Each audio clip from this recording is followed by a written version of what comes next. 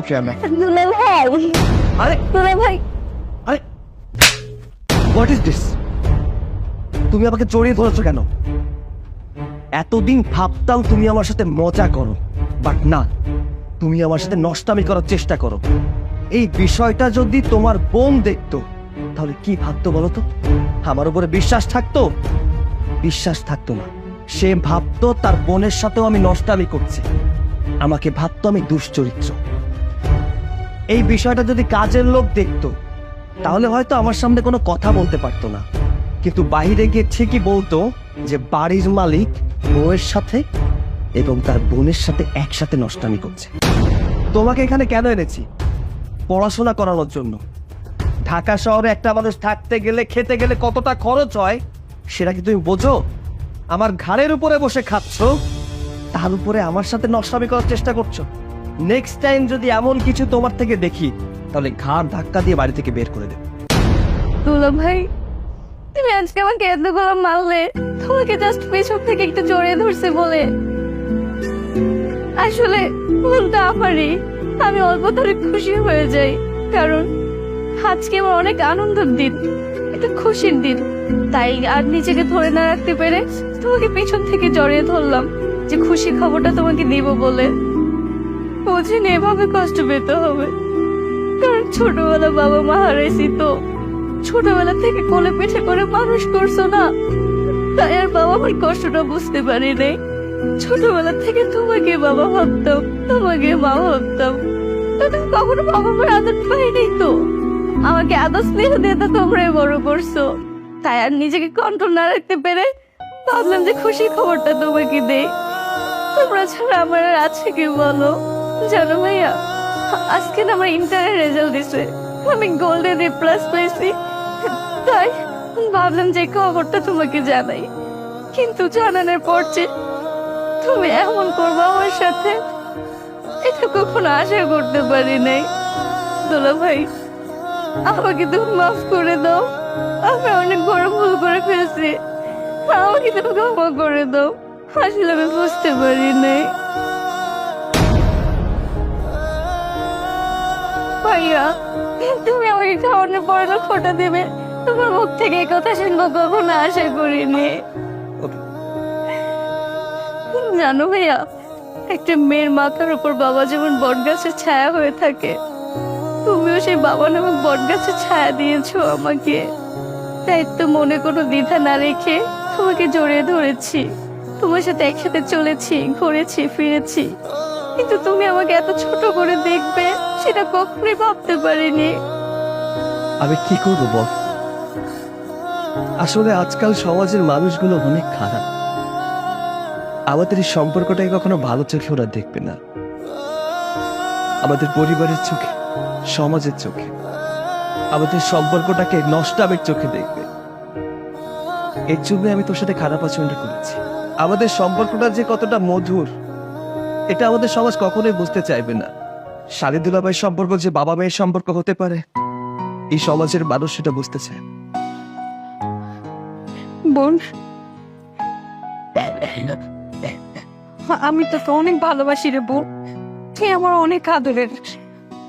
আমাকে তুই মাফ করে দিস, আমি তোকে ভুল বুঝছি। আরিফ, আমাকে তুমি মাফ করে দিও, আমি তোমাদের দুজনকে অনেক সন্দেহ করছি। সন্দেহ করেছো মানে? কি বলছো তুমি? হ্যাঁ, ওই দিন যখন তোমরা একসাথে। এত বড় মেয়ে হয়ে গেছে, নিজের চুলের যত্ন পর্যন্ত নিতে চায় না। এই নিজের যত্ন নিলে কি হয়? হ্যাঁ, তুই কি জানো তোমার চুলগুলো কতটা আর বেঁধে রেখেছিলে কেন?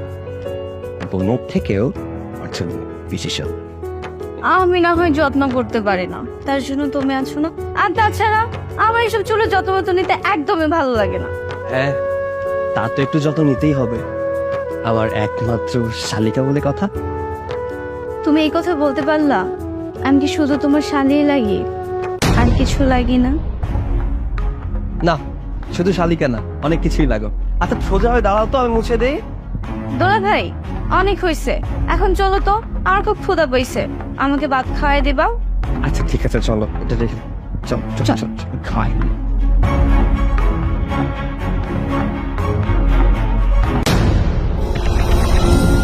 আমার ঘরেই তো আমার শত্রু। আমি এতদিন ধুত করা দিয়ে এরকম একটা কাল সাপ পুষছি, বিড়িতাত বসাই দিচ্ছে আমার সংসারের উপরে।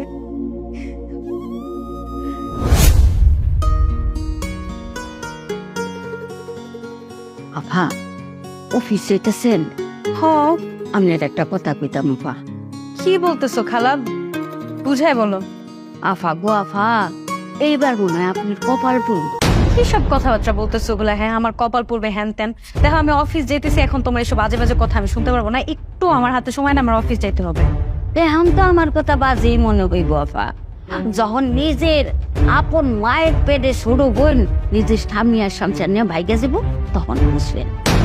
চাচি তুমি কথাবার্তা কি বুঝে বলতেছো? আমার বোন আর জামাই কি করছে বলো?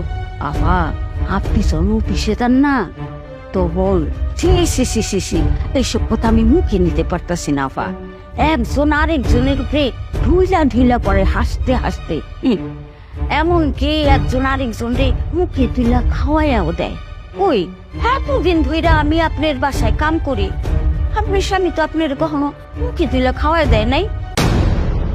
কি লফা চুপ করে রইলেন কেন? আরো শুনবেন? আরো কত কি দেখি আমি। লজ্জার কথা এগুলি কোয়া যায় না। ও ম্যাডাম, এখন থেকেই সাবধান হন। আপনি স্বামীরে উনিরে আলাদা পিড়া দেন। চাচি দেখেন, আপনার একটা কথা বুঝাই বলতেছি। আপনি আমারে যা বলছেন বলেন, বাইরে যে এইসব ব্যাপার নিয়ে আলোচনা করেন না। আর আমার জামাই আর আমার ছোট বোনরা আমি খুব ভালোভাবে চিনি। আপনি যেগুলো মনে করতেছেন এরকম কিছুই না।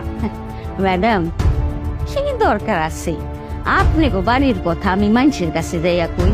তো ম্যাডাম, একটা যদি সন্তান থাকতো তাইলে আর আপনি স্বামী আজকে হাত বদল হইতে পারত না। আপনি সাবধান হন, এখনো সময় আছে, সাবধান হন আপা।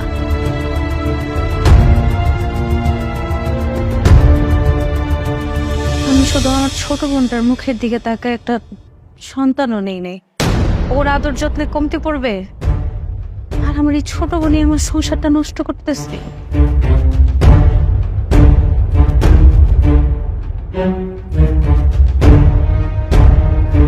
চাচা ভালো আছেন?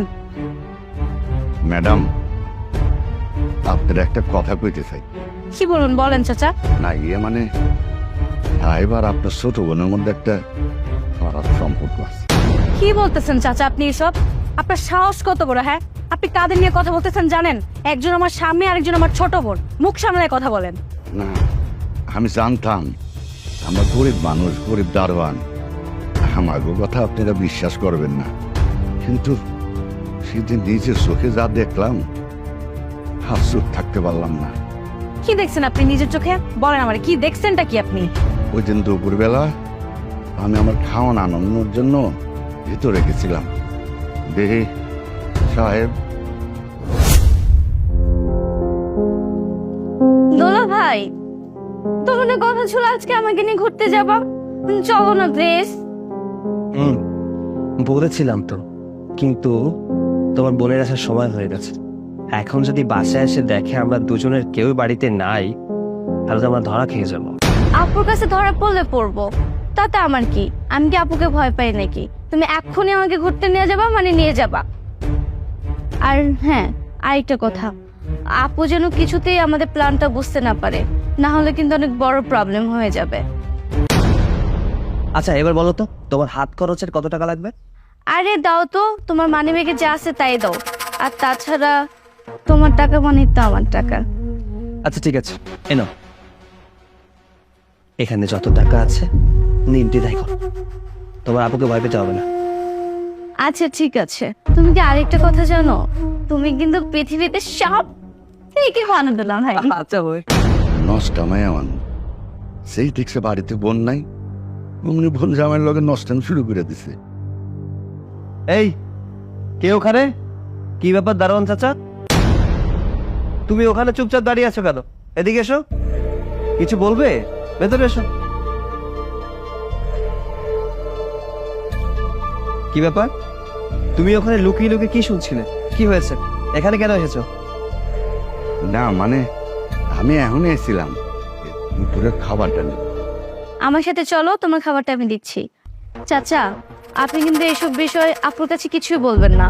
আপু যদি এইসব বিষয় জানতে পারে তাহলে আমাদের পুরো প্ল্যানটা বেঁচতে যাবে। আমি আপনাকে কিছু টাকা দিচ্ছি, এটা দিয়ে আপনি কিছু খেয়ে নিন।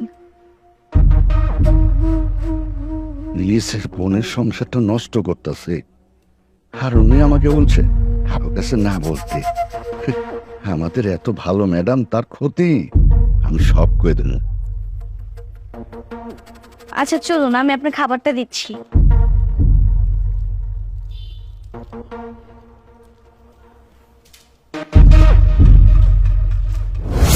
তার মানে আমার নিজের বোন আমার বাড়িতে থেকে আমার খেয়ে আমার পরে আমার সাথেই দুশ্মনী করতেছে। আমার টাকায় চলাফেরা করে, আমার টাকায় সবকিছু করে ও আমার স্বামীটাকে আমার থেকে কেড়ে নিতে চায়। আমি আর চুপ থাকতে পারবো না, আমি এর শেষ দেখে ছাড়বো, যেভাবেই হোক। আপু তুমি বিশ্বাস করো, আমি তোমার বিরুদ্ধে কোনো প্ল্যান করিনি। সামনে তোমার ম্যারেজ ডে, তুমি কাজ কামে অনেক বিজি থাকো, ম্যারেজ ডে কথাটা ভুলে গেছো। তার জন্য ভাই আর আমি প্ল্যান করেছি তোমাকে একটা সারপ্রাইজ দিব বলে। আর এইসব কথা দারোয়ান চাচা শুনে ফেলছিল, আর দারোয়ান চাচাকে এই কারণে আমি বারণ করছিলাম, যদি এইসব ব্যাপার তোমার কাছে বলে দিত তাহলে তুমি এইসব কখনোই করতে দিতা না। আর একটা কথা কি জানো আপু, তোমাকে আমি বোন জানি, তোমাকে আমি মা জানি, ভাইয়াকে কখনো আমি দুলাভাই হিসেবে দেখিই না, ভাবি সে আমার বাবা। তাই তো দেখো না, তার হাতে ভাত খাইতে চাই, তার সাথে ঘুরতে যাই, ফিরতে যাই, এমনকি তার হাতে হাত থেকে রাজ্যের গল্প শুনতে চাই। আসলে ভুলটা আমারই, আমি আর তোমাদের মাঝে থাকবো না, আমি আজই বাড়ি ছেড়ে চলে যাব। বোকার মতো কথা বললেই হবে? হ্যাঁ, কোথায় যাবে তুই?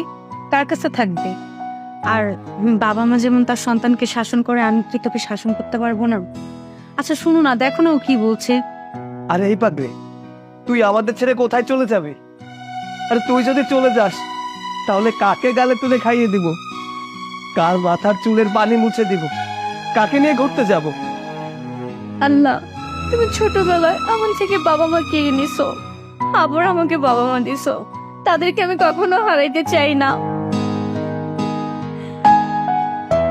ভাইয়া